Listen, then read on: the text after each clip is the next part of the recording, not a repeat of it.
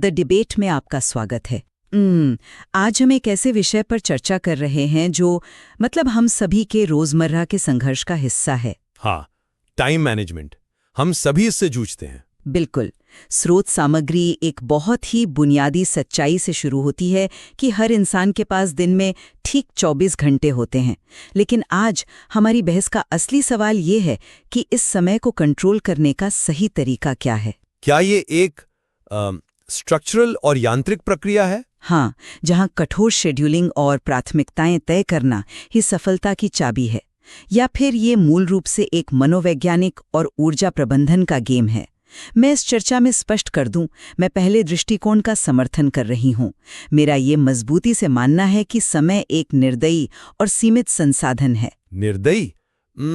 ये थोड़ा ज्यादा हो गया। नहीं, ये सच है। ये कोई भावना नहीं है, ये एक गणित है।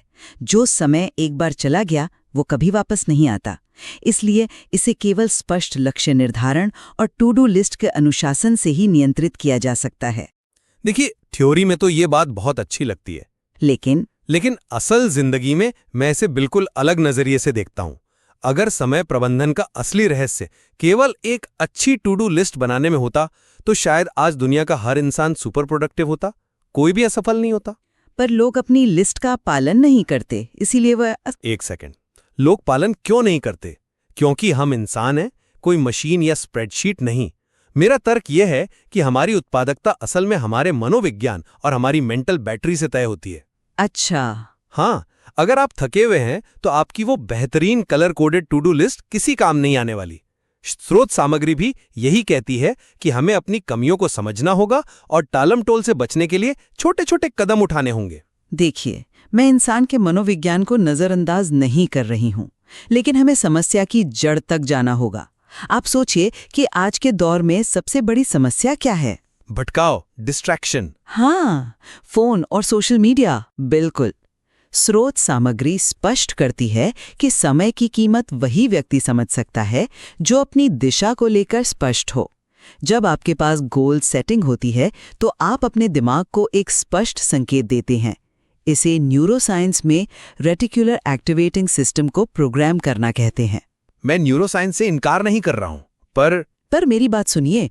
जब लक्ष्य स्पष्ट होता है तो आपका दिमाग फोकस करने लगता है, लेकिन इसके लिए आपको व्याकुलता से दूरी बनानी होगी।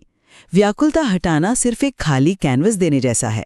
अगर आपको पेंटिंग करनी नहीं आती तो वो कैनवस खाली ही रहेगा। टू डू लिस्ट वो ब्रश है जो आपको दिशा देती है। रुको, यहीं पर एक बहुत बड़ा विरोधाभास है। क्या विरोधाभास है? आपने कहा कि व्याकुलता हटाना एक खाली कैनवस देने जैसा है और टू डू लिस्ट ब्रश है, लेकिन क्या आपने सोचा है कि अगर पेंटर मानसिक रूप से इतना थका हुआ है कि वो ब्रश उठा ही नहीं सकता तो क्या होगा? तो उसे आराम करना चाहिए। को एक खाली कमरे में बैठा सकते हैं, उसका फोन छीन सकते हैं, उसके सामने उसकी 10 पॉइंट की लिस्ट रख सकते हैं, लेकिन अगर उसका कॉग्निटिव लोड पूरी तरह से खत्म हो चुका है तो वो बस उस दीवार को घूरता रहेगा। मैं ये नहीं कह रही कि इंसान को ब्रेक नहीं लेना चाहिए। किताब बहुत ही साफ शब्दों में कहती है कि लगातार काम करने से थकान होती है। ये कोई विचार नहीं है, ये बायोलॉजी है। अगर आप बिना ब्रेक के लगातार 10 घंटे व्याकुलताओं से दूर रहकर काम कर रहे हैं तो अंतिम कुछ घंटों में आपकी प्रोडक्टिविटी असल में शून्य होगी।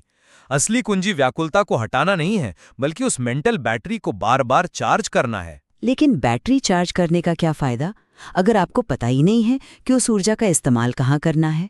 कल्पना कीजिए, आप सुबह ऑफिस पहुंचते हैं और आपके इनबॉक्स में 50 अनरीड ईमेल्स हैं।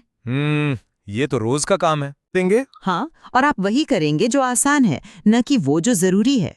यहीं पर डिसीजन फटीग का कॉन्सेप्ट आता है। अरे यार, नहीं, सुनिए, हमारा दिमाग एक दिन में सीमित संख्या में ही अच्छे फैसले ले सकता है। जब आप अपने दिन की योजना पहले से बना लेते हैं तो आप ये सोचने में ऊर्जा बर्बाद नहीं करते हैं कि अब मुझे क्या करना चाहिए। एक अच्छी टू डू लिस्ट आपके फैसलों को ऑटोमेट कर देती है। लेकिन ये आपके मस्तिष्क के प्रीफ्रंटल कॉर्टेक्स को उस मेहनत से बचाती है जो अनावश्यक है। इसलिए मैं कह रही हूं कि योजना बनाना ऊर्जा की बर्बादी नहीं, बल्कि ऊर्जा के संरक्षण का सबसे वैज्ञानिक तरीका है। मैं इससे बिल्कुल सहमत नहीं हूँ। क्यों नहीं? जिन फटीग को बचाने की बात कर रही हैं, वो अक्सर एक बहुत बड़ा मनोवैज्ञानिक बोझ बन जाता है। आइए इसे थोड़ा गहराई से समझते हैं।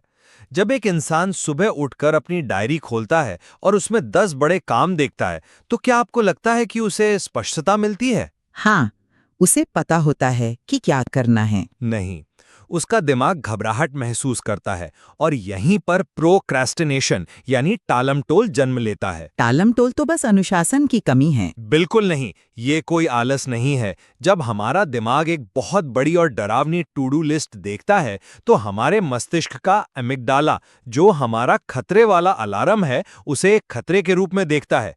ये हमें फ्रीज कर देता है। तो आप कह रहे हैं कि लिस्ट देखकर लोग डर जाते हैं? हाँ, हम काम से बचने के लिए YouTube देखने लगते हैं या सफाई करने लगते हैं। किताब में टालमटोल से बचने का जो उपाय दिया गया है, वो बहुत ही शानदार रणनीति है। छोटे-छोटे स्टेप्स लेकर तुरंत काम शुरू करना। जब आप कहते हैं कि मैं इस रिपोर्ट का सिर्फ एक पैराग्राफ लिखूंगा, तो आप असल में अपने अमिगडला को शांत कर रहे होते हैं। आप उस अलार्म को बाईपास कर रहे हैं। ये कागज पर बनी कोई टाइम टेबल नहीं है, ये सीधे तौर पर दिमाग को हैक करने का तरीका है। आपकी बात न्यूरोलॉजी के नजरिए से दिलचस्प है, लेकिन अगर हम सिर्फ अमिगडला को शांत करने और छोटे और आसान काम करने में लग गए, तो क्या हम अपने असली लक्ष्यों से नहीं भटक जाएंगे? छोटे काम का मतलब गलत काम नहीं है, लेकिन एक गलत दिशा में उठाया गया छोटा कदम आपको आपके लक्ष्य से मीलों दूर ले जा सकता है। और यहीं पर प्रायोरिटाइजेशन यानी प्राथमिकता का सिद्धांत बीच में आता है। जीवन में हर चीज समान रूप से महत्वपूर्ण नहीं होती। ये तो मैं भी मानता हूँ। तो हमें ये पहचानना होगा कि कौन से कार्य वास्तव में महत्वपूर्ण और जरूरी हैं। अगर आप केवल वो काम कर रहे हैं जो आपको आसान लगता है, तो आप असल में अपनी प्रोडक्टिविटी को धोखा दे रहे हैं। पर मैं आसान काम करने को नहीं कह रहा। ने कुछ भी सार्थक नहीं किया। प्राथमिकता तय करना वो कठोर सच्चाई है जिसका सामना हमें करना ही पड़ता है। लेकिन क्या आपने कभी सोचा है कि इस अंधाधुंध प्राथमिकता तय करने का अंतिम परिणाम क्या होता है? स्रोत सामग्री का अंतिम और सबसे गहरा निष्कर्ष क्या है? सफलता। हाँ, लेकिन लेखक कहते हैं कि सफलता बिना तनाव के मिलनी चाहिए। बिना तनाव के ये महज एक कैचफ्रेज नहीं है, ये पूरी किताब की आत्मा है। बिना तनाव के सफलता तभी मिलती है जब आपके पास कोई योजना हो। नहीं, अगर आप लगातार उस जरूरी और महत्वपूर्ण के मैट्रिक्स में फंसे रहेंगे, हर दिन को एक युद्ध के मैदान की तरह देखेंगे, तो तनाव आना तय है। जब मैंने छोटे कदमों की बात की तो मेरा मतलब गलत दिशा में जाना नहीं था, मेरा मतलब था मोमेंटम बनाना। मोमेंटम? हाँ, लय। जहां एक छोटा सा काम पूरा करने पर आपके दिमाग को जो डोपामिन हिट मिलता है, वो आपको अगला बड़ा काम करने की प्रेरणा देता है। प्राथमिकता की वो कठोर सूची आपको ये मोमेंटम नहीं देती, वो सिर्फ आपको याद दिलाती है कि आप कितने पीछे चल रहे हैं। ये एक बहुत ही आम धारणा है कि स्ट्रक्चर या प्राथमिकताएं इंसान को तनाव देती हैं, लेकिन मैं इसे बिल्कुल उल्टे नजरिए से देखती हूँ। उल्टे नजरिए से? कैसे? तनाव तब नहीं होता जब आपके पास बहुत सारा काम होता है। तनाव असल में तब होता है जब आपको पता नहीं होता कि उस काम को कैसे पूरा करना है या कब पूरा करना है। अस्पष्टता ही तनाव का असली और सबसे बड़ा कारण है। शायद कुछ हद तक। पूरी तरह से। जब आप अपने लक्ष्यों को निर्धारित करते हैं तो आप उस अस्पष्टता को खत्म कर देते हैं।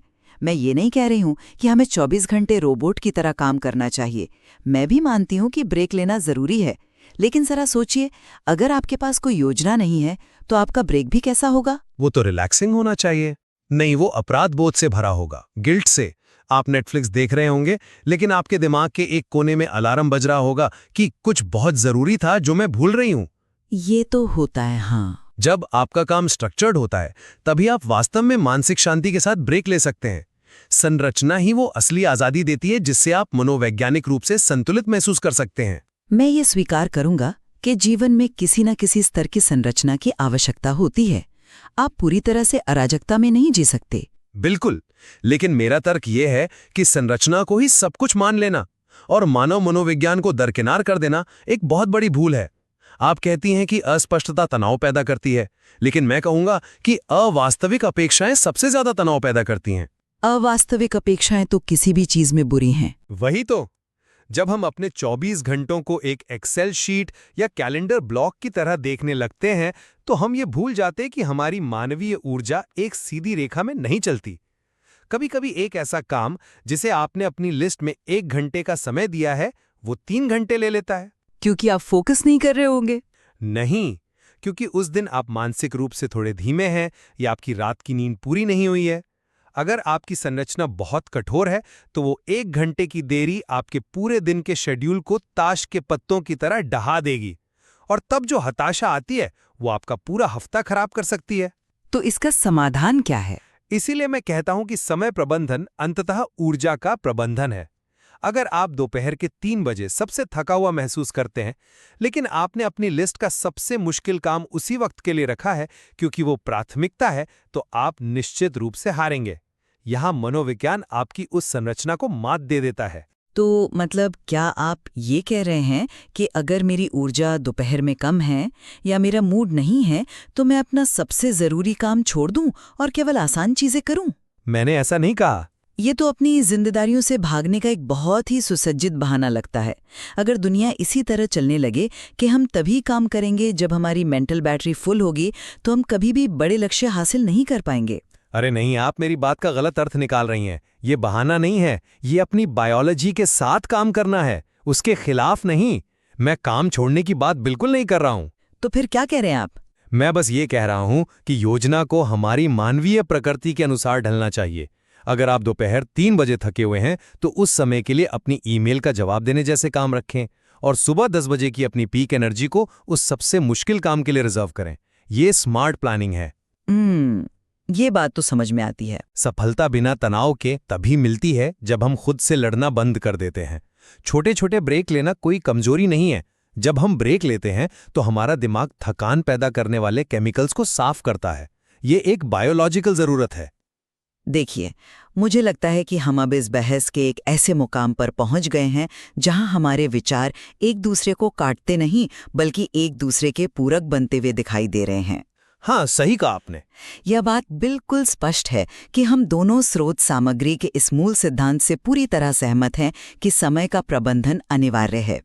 मेरे दृष्टिकोण से मैंने ये रेखांकित करने का प्रयास किया कि एक मजबूत ढांचा और प्राथमिकताएं क्यों आवश्यक हैं।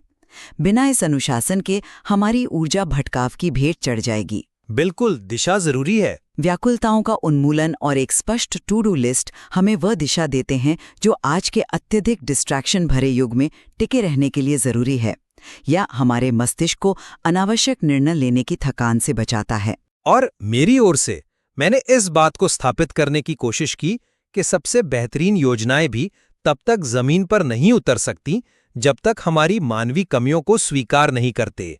प्रोक्रेस्टिनेशन को सिर्फ अनुशासन के डंडे से नहीं हाँका जा सकता। हाँ, मनोवैज्ञानिक रणनीति भी चाहिए। बिल्कुल, संतुलन लाना, खुद की ऊर्जा को समझना और सही समय पर ब्रेक लेना कोई समय की बर्बादी नहीं है।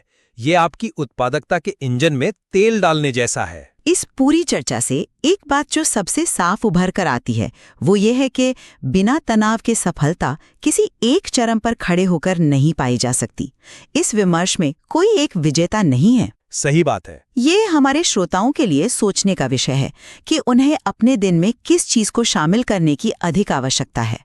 क्या उन्हें अपने दिन को व्यवस्थित करने के लिए बेहतर सूचियों की सख्त जरूरत है, या फिर वे पहले से ही अत्यधिक कठोर शेड्यूल में फंसे हैं और उन्हें छोटे ब्रेक और एक स्वस्थ संतुलन लाने की अधिक आवश्यकता है? एकदम सही। स्रोत सामग्री में अन्वेषण करने के लिए अभी और भी बहुत कुछ है। असली चुनौती यह खोजना है कि क्या हम समय को अपना एक कठोर मास्टर बना रहे हैं या हम इसे एक सहयोगी की तरह उपयोग कर रहे हैं जो हमारी मानवीय लय को समझता है।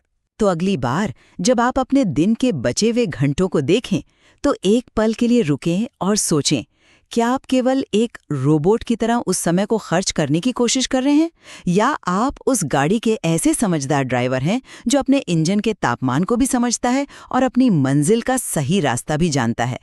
हमारे साथ इस विमर्श में जुड़ने के लिए बहुत बहुत धन्यवाद।